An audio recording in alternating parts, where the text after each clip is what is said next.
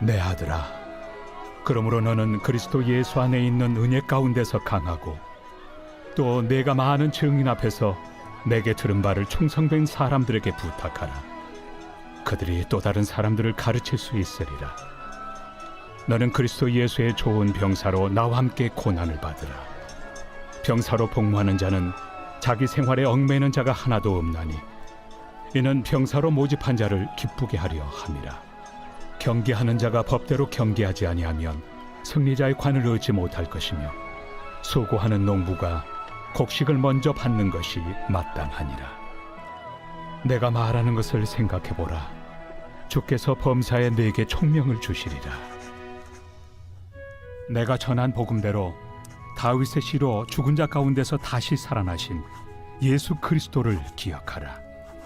복음으로 말미암아 내가 죄인과 같이 매이는 데까지 고난을 받았으나 하나님의 말씀은 매이지 아니하니라. 그러므로 내가 택함 받은 자들을 위하여 모든 것을 참음은 그들도 그리스도 예수 안에 있는 구원을 영원한 영광과 함께 받게 하려 함이라.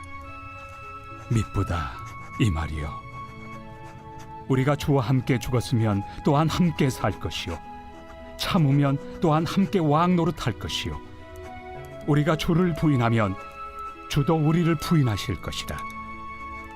우리는 미쁨이 없을지라도 주는 항상 미쁘시니 자기를 부인하실 수 없으시리라.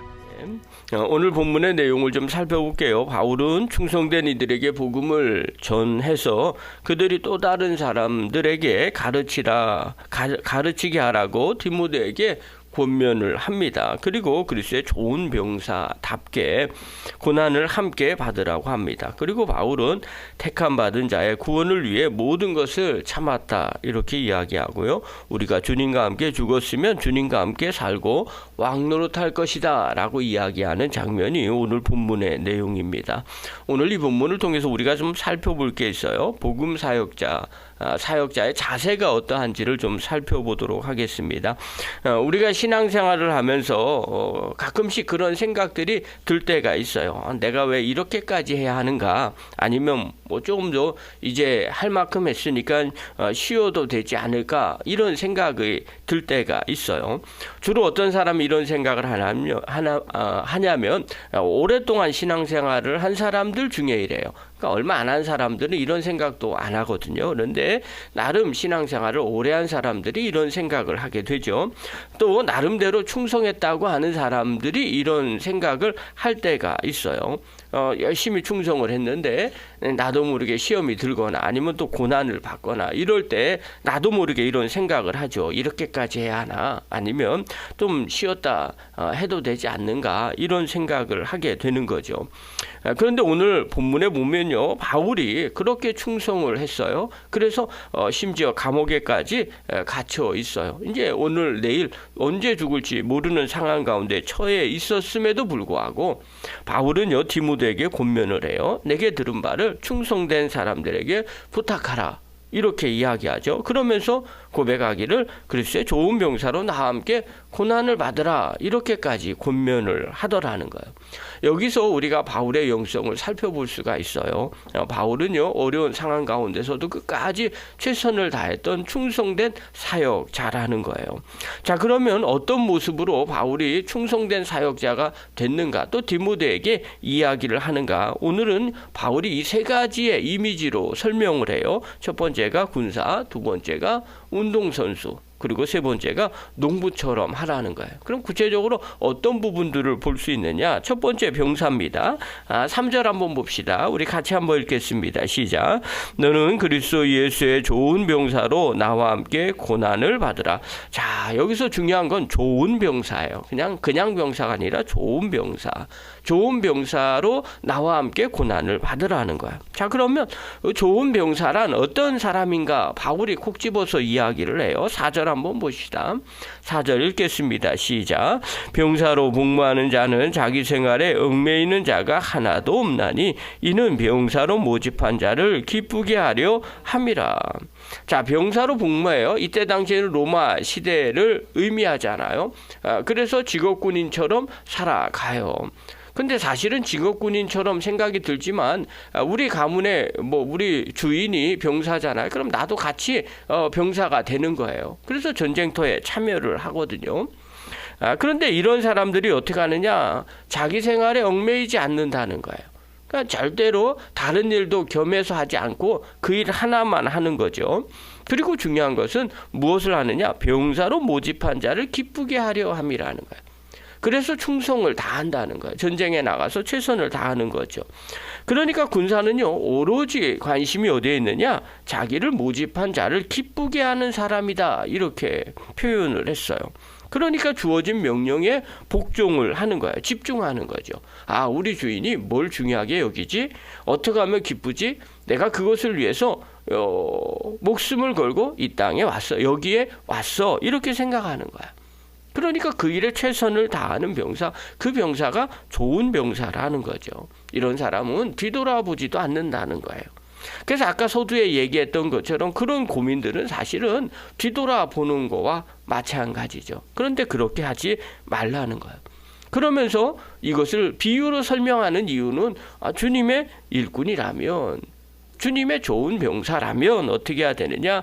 주님의 명령에 오로지 순종해야 된다라는 것을 말해주는 거예요. 그런 사람이 그리스도의 일꾼에 합당한 사람이라는 거죠. 그러니 자기가 감옥에 있어도 나는 오로지 주님이 나를 부르셨던 우리 주님이 어떻게 하면 기쁘게 할까? 그것만 생각하고 있다는 거예요.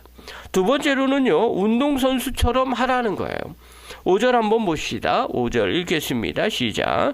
경기하는 자가 법대로 경기하지 아니하면 승리자의 관을 얻지 못할 것이며. 자, 운동선수 경기를 할 때는 법대로 경기를 하라는 거예요. 그걸 강조를 하죠. 그래야 승리자의 관을 얻을 수 있다는 거예요. 자, 운동선수는 어떻게 해야 되느냐? 당연히 규칙이 있다는 거예요. 그것대로 하라는 거예요. 예의에 어긋나고 편법으로 하지는 말라는 거죠. 제가 예능 하나를 본 게 있어요. 복싱하는 여자 연예인들이 복싱을 하는 그것들을 잠깐 봤어요. 근데 거기를 보니까 개체량이 있더라고요. 몇 킬로그램급 하면 그 개체량을 재는데요. 막 1g이라도 넘으면 무조건 탈락입니다. 그래서 개체량에 실패해서 아예 시합에 나가지 못하는 사람을 본 적이 있어요. 그리고 시합을 하는데요, 나름대로 규칙이 있어요. 복싱을 하는데요, 손바닥으로 치면 안 됩니다. 그리고 머리를 너무 숙여도, 밑으로 숙여도 안 되는 거예요. 그리고 계속 주의를 줍니다. 그것은 나름대로 규칙이 있다는 거죠. 여러분, 주심이 주의를 주잖아요. 그러면 감점을 받게 돼 있어요. 법대로, 규칙대로, 그리고 시합을 하라는 거죠. 마찬가지죠. 하나님의 일꾼도 마찬가지죠. 하나님의 규칙이 있고 법이 있다는 거예요. 그게 바로 하나님의 말씀의 원리라는 거예요. 주님의 말씀대로 말씀으로 시작하고 순종하고 끝을 내라는 거죠. 그런 사람이 하나님의 일꾼이 될 수 있다고 바울이 이야기를 해요. 그리고 마지막으로 농부의 모습이에요. 6절 한번 봅시다. 6절 읽겠습니다. 시작. 수고하는 농부가 곡식을 먼저 받는 것이 마땅하니라. 자, 수고하는 농부가 중요한 거예요. 수고하는 농부처럼 하라는 거죠. 여러분, 농부의 특징은 장로님도 농사를 조금 지으시지만 농부의 특징은 뭐냐면 한꺼번에 눈앞에 다 있는 걸 갖고 하지는 않습니다. 보이지 않는 시간이 있어요. 그 기간을 지날 때까지 묵묵하게 땀을 흘리는 거죠. 그리고 마지막 때가 돼서 추수하는 열매를 거둘 수가 있어요. 처음부터 추수할 수가 없습니다. 수고하고 애쓰는 거예요. 보이지 않는 시간 동안 계속 수고하고 애쓰는 거예요. 지도자라면, 또 하나님의 일꾼이라면 바울이 그 부분을 이야기하는 거예요. 농부처럼 보이지 않아도 결과를 하나님 앞에 맡기고 묵묵하게 인내로 씨를 뿌리는 수고를 하라는 거죠. 당장 눈앞에 보이지 않아도 마지막을 바라보면서 수고하는 농부처럼 일하는 사람, 그런 사람이 바로 하나님의 일꾼이라는 겁니다. 사랑하는 성도 여러분, 우리가 바울이 왜 이 세 가지의 비유를 설명을 할까요? 이 세 가지의 비유를 통해서 참된 복음을 복음을 전하는 전도자의 모습이 어떤지, 주님의 일꾼이 어떤 사람인지를 말하는 거예요. 이 세 가지는 결국 하나로 통일이 돼요. 그게 바로 충성이라는 거죠. 어떠한 상황에서라도 충성하라는 거예요. 성경은요, 한결같이 하나님의 일꾼은 무엇을 해야 되느냐? 충성하라고 말해요. 우리가 다 아는 것처럼 바울은요, 고린도 교인들에게도 얘기해요. 맡은 자에 구할 것은 충성이니라, 이렇게 말해요. 다 아는 거예요. 주님의 일꾼이라면, 또 우리에게 사명을 맡겼다면 해야 할 일은 끝까지 충성하는 거죠. 근데 이 충성은요, 사실 고난 속에서 진가를 발휘하게 됩니다. 고난이 임하면요, 누구나 낙심하는 상황이 될 수밖에 없어요. 그런데 그때 포기하지 않고, 힘들어도 포기하지 않고 끝까지 하는 것, 그게 바로 충성입니다. 이렇게 끝까지 수고한 사람, 주님 앞에 설 때 어떻게 해요? 하나님이 상급을 주신다고 약속을 하셨어요. 잘하였도다 착하고 충성된 종아, 이렇게 표현해요. 여기에는요, 온갖 고난이 포함되어 있어요. 고난 속에서도, 어려움 속에서도 주님이 원하는 거 끈질기게 끝까지 농부처럼, 그 다음에 경기하는 사람처럼, 또 모집한 군사처럼 그렇게 주님을 기쁘시게 하는 그런 삶을 살았다는 게 그 안에 들어 있어요. 그러니까 주인이, 하나님이 말씀하시는 거죠. 내 주인의 즐거움에 참여할지니라. 사랑하는 성도 여러분, 우리가 하나님의 일꾼이라면, 바울은요, 감옥에서도 디모데에게 얘기해요. 나와 함께 고난을 받으라. 동일하죠. 우리가 하나님의 일꾼이라면 당연히 우리의 삶 속에서도 하나님의 충성된 일꾼으로 고난 가운데서도 충성하는 성도가 되기를 원하더라는 거예요. 사랑하는 성도 여러분, 영상을 보는 귀한 성도 여러분, 오늘 바울이 디모데에게 권면한 것처럼 충성된 일꾼으로 살아가기를 간절히 바랍니다. 그렇다면 어떻게 우리가 충성해야 할 자리가 오늘 어디에 있는가라는 거예요. 두 가지를 얘기할게요. 첫 번째는요, 하나님의 말씀에 충성하기를 바랍니다.